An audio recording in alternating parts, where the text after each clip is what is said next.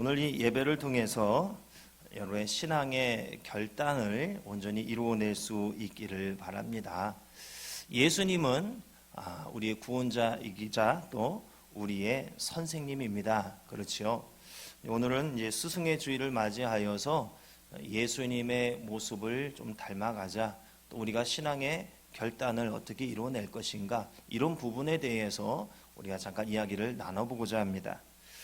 성 프랜시스의 겸손을 주제로 한 예화가 있습니다.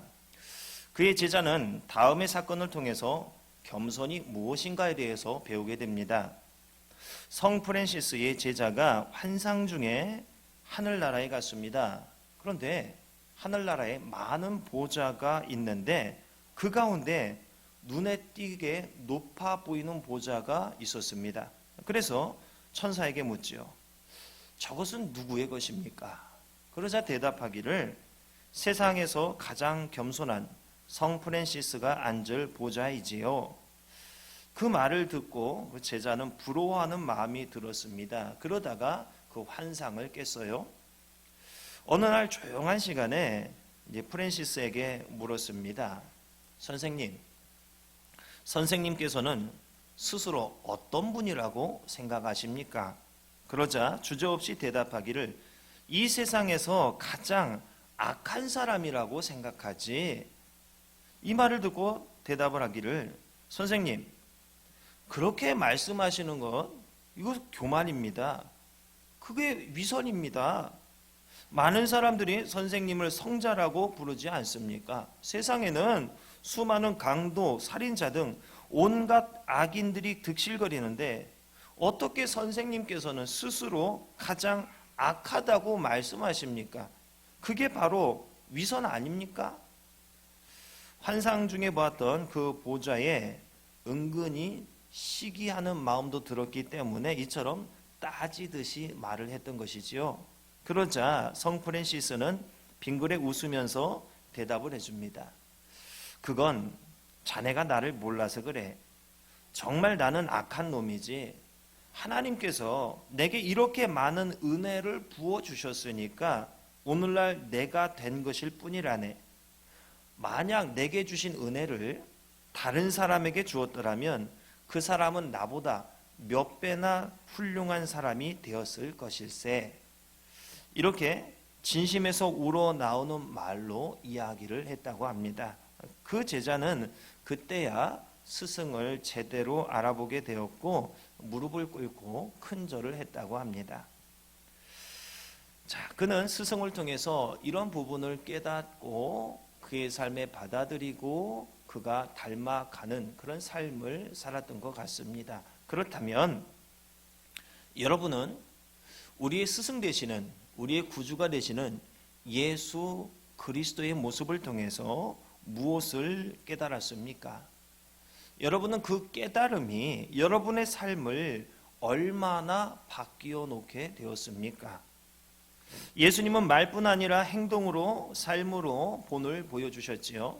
그 모습을 우리에게 권하시면서 그대로 따라오라 이렇게 말씀을 하셔요. 즉 예수님의 말씀과 예수님의 삶은 우리가 그대로 따라야 할, 행동으로 실천해야 할 기준이요 법이 되더라는 것이죠.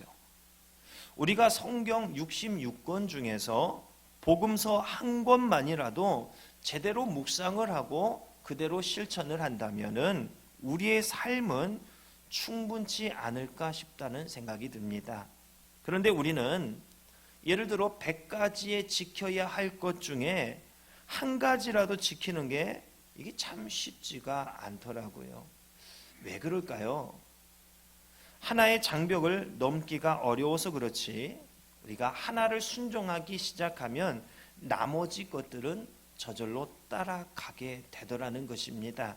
이 한 번 죽어지기가, 한 번 제대로 순종하기까지가 그게 어려워서 그렇지요. 한 번 내가 죽어지고 한 번 순종하기 시작하면은 내 모든 삶이 하나님께 잘 드려지더라는 사실입니다. 하나를 순종하기 위해서 내가 포기해야 하는 것들과 신앙의 결단까지의 그 과정이 어려워서 그런 것이지 일단 우리가 포기하고 순종하기 시작하면 내 삶 전체가 순종의 삶으로 이끌려 가더라는 것입니다. 그런데 문제가 뭡니까? 그 하나가, 그 첫 순종이 참 어렵더라는 거죠. 우리는 참 많은 것을 쥐고 있습니다. 거기서 하나 포기한다는 게 참 그렇게 어려운지 모르겠어요. 죄도 그렇습니다. 죄라는 것도요, 우리 삶의 죄로 인해서 한 부분이 무너지기 시작하면은요, 전체가 무너져 내리더라고요. 그런데 반면에 하나를 회개하고 순종하기 시작하면 나머지 부분도 하나씩 하나씩 회복이 되어지고 하나님께 순종이 되어지더라는 사실입니다. 여러분의 삶을 돌아봐 보세요. 과연 나의 삶은 하나님께서 만족하실 만한 삶을 살고 있는가? 그런 삶을 살려면 버릴 것 참 많지요. 순종해야 될 것 너무나 많지요. 우리 삶에 잃어버린 핵심 중 하나가 바로 신앙의 결단이 아닌가 싶습니다.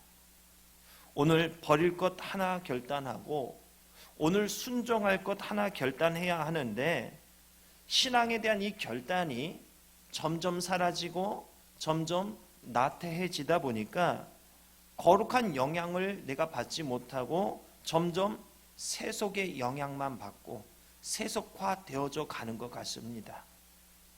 오늘 새벽에 나눈 말씀만 짚어봐도 내가 얼마나 하나님께 부족한 사람인가를 깨달을 수가 있습니다. 진정한 회개를 하려면 어떻게 해야 하는가에 대해서 새벽에 말씀을 나누었어요.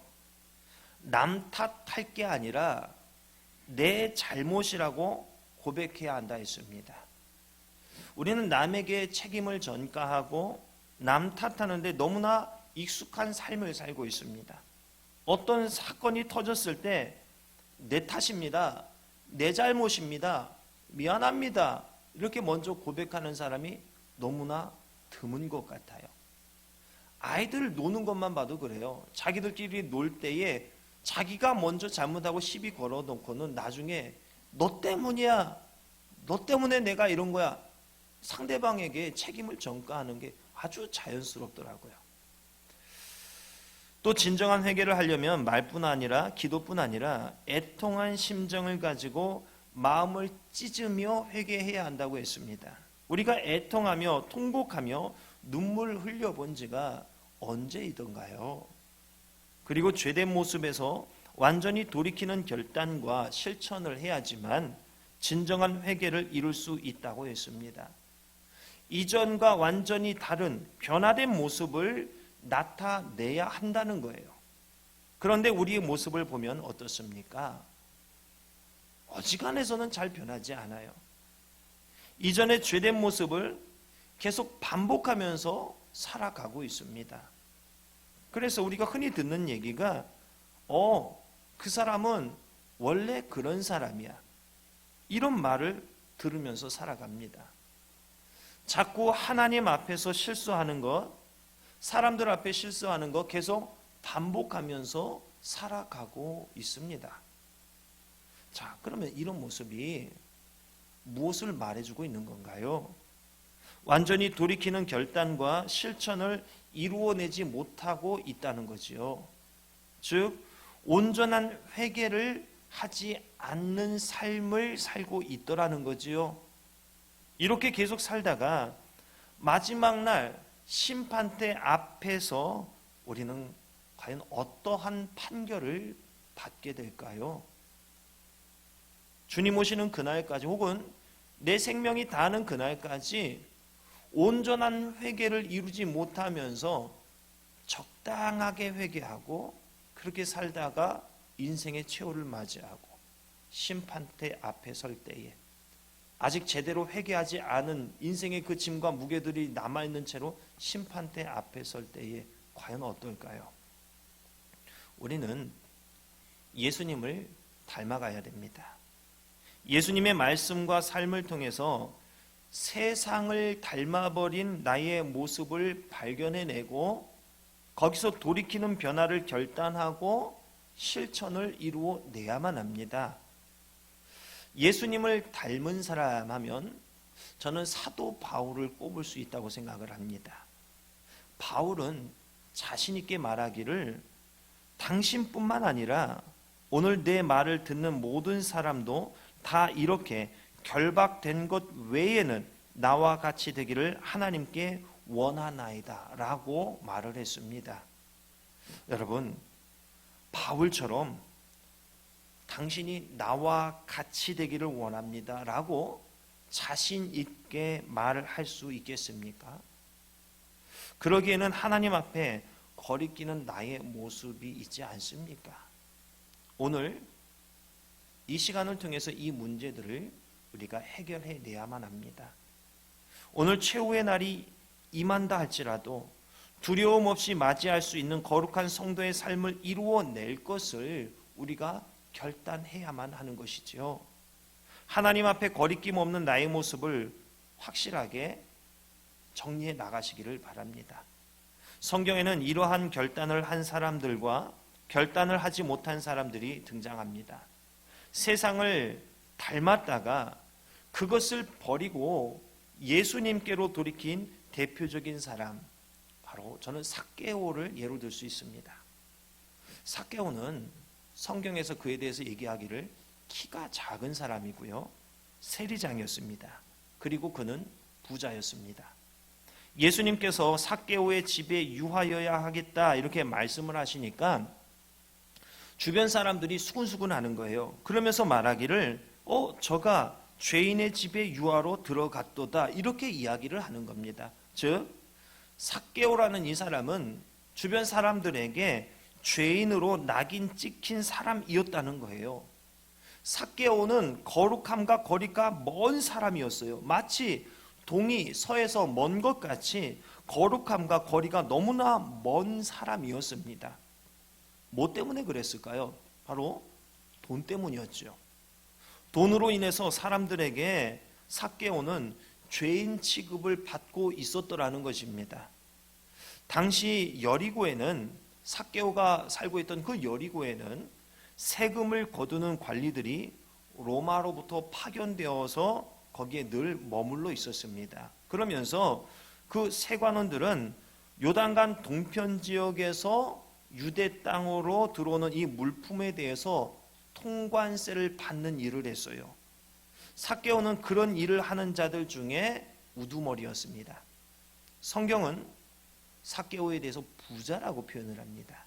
이 부자라고 표현을 의도적으로 하고 있는데 그 이유는 그가 단지 잘 먹고 잘 사는 정도가 아니라 당시 유대인 대부분이 식민 생활로 인해 가난한 생활을 하던 것과는 대조적으로 그의 재산은 아주 많았다는 것을 암시하면서 그를 통해 동시에 그가 부정직한 방법으로 부를 축적했다는 것을 짐작할 수 있도록 의도적으로 그가 부자였다는 것을 부각시키고 있습니다. 삭개오가 부자라는 것은 그 말씀이 기록된 이전의 말씀과 연결이 되어 있는데, 삭개오 본문이 나오기 이전에 어떤 말씀이 나오냐면 부자 관원 청년에 대한 말씀이 나옵니다. 거기에서 부자가 하나님 나라에 들어가기 어렵다는 예수님의 말씀을 듣고 있던 자들이 그러면 누가 구원을 얻을 수 있냐 한 질문과 연결이 되고 있습니다. 그런데 삭개오가 부자입니다. 어떻습니까? 그러면 그가 구원받기 글러먹은 삶 아닙니까? 실제 부자였던 삭개오는 구원과 거리가 먼 생활을 하고 있었어요. 그러나 삭개오는 부자 관원과는 달리 예수님을 만나서 전 인격적으로 회개함으로 구원을 얻게 됩니다. 새벽에 말씀드렸듯이 진정한 회개는 무엇인가? 내 삶이 완전히 돌이키는 거라고 했어요. 이전과 완전히 다른 변화된 모습을 나타내는 것이 진정한 회개라고 했어요. 자, 그런데 삭개오는 그가 붙들었던 물질에 대해서 완전히 변화된 모습을 나타냅니다. 그가 한 회개의 열매가 기록됩니다. 누가복음 19장 8절에서 주여 보시옵소서 내 소유의 절반을 가난한 자들에게 주겠사오며 만일 누구의 것을 속여 빼앗은 일이 있으면 네 갑절이나 갚겠나이다.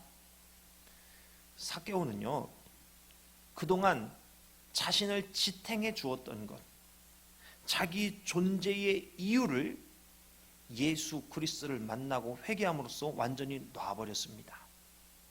세리장이라는 일을 통해서 착복하며 부를 축적한 모습에 사람들이 손가락질하고 죄인 취급했습니다. 게다가 그가 키가 작았어요. 키가 작았다고 무시했을 것입니다. 그럴 때마다 삭개오는 자신의 존재를 이 물질을 통해 더 크게 만들고 사람들에게 자랑해 왔을 것입니다. 부가 그의 자존심이었고 자신을 지켜주고 큰 사람으로 돋보이게 하는 도구였습니다. 사람들은 그렇더라고요. 뭔가 열등하다는 의식이 있고 내가 좀 부족하고 남들에 비해 좀 하등하다 이런 의식을 가지고 있는 사람이요 오히려 더 좀 대참 모습을 나타낼 때가 있어요. 그렇더라고요. 제가 전에 모셨던 한 담임 목사님 가운데 키가 굉장히 작은 분이에요. 그런데 성격이 대차요. 그런 부분을 통해서 자신의 단점을 어떻게 커버해 나가는 그런 노력들이 보이게 되더라고요. 삭개오는 자신의 부족한 것과 단점과 사람들에 대한 이 열등감을 물질을 통해서 보상받았던 인생이었습니다. 그동안 자신을 지탱해 주었던 존재의 이유를 예수 그리스도를 만나고 나서 다 놔버렸습니다. 마치 사도 바울과 같이 모든 것을 배설물과 같이 여기는 그런 심경의 변화가 그 안에 나타나고 실제로 행동으로 나타냈더라는 것이죠. 부가 그의 자존심이었습니다. 자신을 지켜주고 큰 사람으로 돋보이게 하는 도구가 바로 물질이었습니다. 그런데 그가 예수님을 만나 회개하고 결단하고 실천을 하기 시작한 것입니다.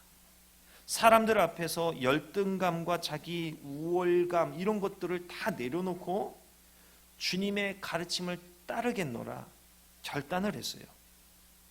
그동안 그 삶의 이유가 되었던 그 돈을, 물질을 한순간에 그냥 놔버린 것이죠. 진정한 이유의 존재의 이유가 되시는 예수님께로 그의 삶이 확 돌아서게 된 것입니다. 이것이 진정한 회개라는 것이죠. 반면 삭개오와 반대된 삶을 산 사람의 예를 들자면은 사울 왕을 들 수가 있어요. 하나님은 사울에게 아말렉을 진멸하라고 했습니다. 그런데 사울은 달리 행동을 하죠. 사무엘상 15장 9절을 보면 사울과 백성이 아각과 그 양과 소의 가장 좋은 것 또는 기름진 것과 어린 양과 모든 좋은 것을 남기고 진멸하기를 즐겨 아니하고 가치 없고 하찮은 것은 진멸하니라 이렇게 말씀을 하고 있어요. 다 버리고 죽이고 진멸하고 없이 해버려야 되는데 어때요? 하나씩 하나씩 주워 담기 시작한 것입니다. 가장 좋아 보이는 것, 기름진 것을 자기 호주머니에 하나씩 하나씩 주워 담기 시작한 거예요. 죄가 바로 이와 같습니다. 하나 주워 담기 시작하면은요 어때요? 그걸 통해서 나쁜 마음이 확 들어와서 주인 행세하기 시작해요. 그래서 하나만 주워 담았을 뿐인데 어때요? 그 후에는 한도 끝도 없이 채워 넣으려는 그 마음에 붙들리고 그 마음에 종이 되어버리더라는 거죠. 이에 대한 하나님의 말씀이 내가 사울을 왕으로 세운 것을 후회하노니 그가 돌이켜서 나를 따르지 아니하며 내 명령을 행하지 아니하였음이니라 이렇게 말씀을 합니다. 사울은 하나님의 말씀을 거역했습니다. 사무엘의 말에 의하면 이것은 점치는 죄와 같고 우상하게 절하는 죄와 같은 것이라 표현을 합니다. 아말렉과의 전쟁에서 사울이 하나님의 말씀을 거역하고 자기 욕심을 채운 것은 하나님의 말씀을 버린 것과 같은 태도인 것입니다. 이에 하나님께서도 왕을 버려 왕이 되지 못하도록 결심을 하십니다. 이 일이 있고 사울은 여호와께 경배할 수 있도록 해줄 것을 사무엘에게 요청합니다. 그리고 사울은 여호와께 경배합니다. 아무런 의미 없는 예배 행위를 하고 있는 거예요. 하나님의 말씀을 거역하면서 하나님을 예배하는 거예요. 자기 욕심을 채우는 삶을 여전히 따르고 있으면서 하나님을 경배하면 다 될 것으로, 다 해결될 것으로 생각하는 겁니다. 아니지요. 하나님의 말씀대로 살지 못하면서 자기 욕심 채우기에 급급한 삶을 사는데 그 사람 어찌 하나님께서 받아주시겠습니까? 하나님께서 분명 하지 말라 하는 것을 해버렸습니다. 그리고는 자기 자신을 합리화시켜버렸습니다. 내 잘못이 아니라고, 살려둔 좋은 짐승으로 제사를 드리고 했다고 말도 안 되는 변명을 하고 있습니다. 이런 식의 삶과 이러한 예배를 하나님은 가증히 여기십니다. 받지 않으셔요. 우리는 이러한 사울의 모습을 통해서 내게 있는 사울과 닮은 모습을 발견해내야만 합니다. 발견해내지 못하면 말씀대로 살지도 못하면서 않으면서 자기 욕심 채우기에 급급한 삶을 살면서 그러면서 또 예배를 드리는 거예요. 사울 왕과 다를 것이 없어요. 하나님께서 받지 않으시는 예배를 몇 년, 몇십 년을 드리는 겁니다. 밑 빠진 독에 계속 물을 붓는 거예요. 오늘 최후의 심판의 날이 임한다 할지라도 두려움 없이 그날을 맞이할 수 있는 거룩한 성도의 삶을 여러분 소망하시기를 바랍니다.